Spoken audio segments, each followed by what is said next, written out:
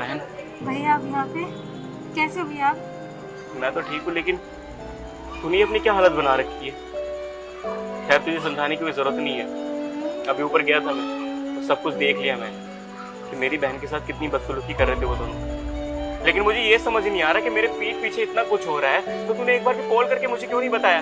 अरे उसी समय में सबक सिखा रहे थे दोनों को। भैया मैं आपको कैसे बताती, जितनी बार मैंने ट्राई किया ना आपको बताने के लिए, फ़ोन उठाया भाभी का, इतने में भाभी आ जाती और फ़ोन छीन लेती। फिर उसके बाद वो दोनों मुझे मारते पीटते और टॉर्चर अलग से करते।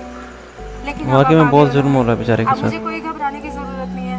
प्लीज़ आप मुझे बचा लीजिए। आपको पता है मेरी इस टाइम पे क्या हालत है। बहन तुझे बोलने की और ना ही कुछ करने की जरूरत है। अब जो भी करेगा तेरा ये भाई करेगा। उन दोनों को सबक तो मैं सिखाऊंगा। चल मेरे साथ। खाना पीना तो हो गया, अब कहीं घूमने चले? घूमने फिरने की क्या जरूरत है, ये फ्लैट हमारा ही तो है, जो भी करना है यही कर लेते हैं ना। वो तो भी पता चल ही जाएगा। अच्छा हाँ, पकड़ी गई रखी हाथों। राजा तुम तो 1 महीने बाद आने वाले थे ना। हाँ मैं 1 महीने बाद आने वाला था लेकिन अभी आ गया। मेरा ही घर है ना ये, और मुझे देख के इतना शौक क्यों हो रही हो। खैर मुझे ये जानना है कि ये लड़का कौन है जो तुम्हारे इतने करीब आ रहा था। ये मैं इसको नहीं जानती राजा। ज्यादा ना शरीफ बनने का नाटक मत करो अभी मेरे पास साथ। बैठा था मुझे सब पता है कि ये कौन है और तुम इस इतनी घर में जल्दी इसके साथ भूल क्या भी गई। करती हो। सब बताया मेरी बहन ने मुझे कि उसके ऊपर कितना जुल्म करती हूँ, उसे टॉर्चर करती हूँ, तरह तरह के काम करवाती हूँ, घर में खाना तक नहीं देती। अरे आखिरकार मेरी बहन ने तुम्हारे साथ करा बड़ी क्या है? खतरनाक हाँ? औरत है यार तुम्हारी ये। सारी ख्वाहिशों का ध्यान रखता था ना मैं। तुम्हें जो चाहिए था टाइम पे पैसे भेजता था, तुम्हारी शॉपिंग करवाता था, लेकिन मैंने बदले में क्या मांगा था? सिर्फ मेरे बहन का ध्यान रखने के लिए। वो इस हालत में, इस समय तुम्हें इनका साथ देना चाहिए था लेकिन नहीं। तो तुमने आशिक के साथ ऐसा घटिया काम कर रही थी। तुम्हें शर्म नहीं आई करते हुए? अरे बोलो कुछ।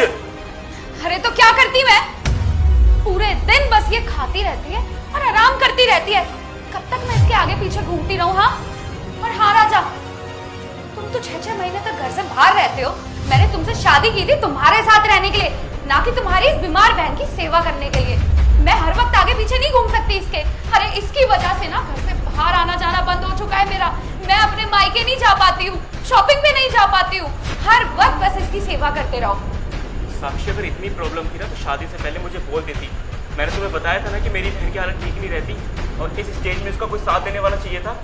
अरे मैं तो बाहर रहता था, मुझे लगता था कि घर में तुम हो, इसका अच्छे से ध्यान रखोगी, इसको कभी माँ की कमी महसूस नहीं होने दोगी, लेकिन तुम तो बद से बदतर हालत कर रही थी इसकी। हम फौजी पता है देश की रक्षा करते ताकि किसी को दिक्कत ना हो। तो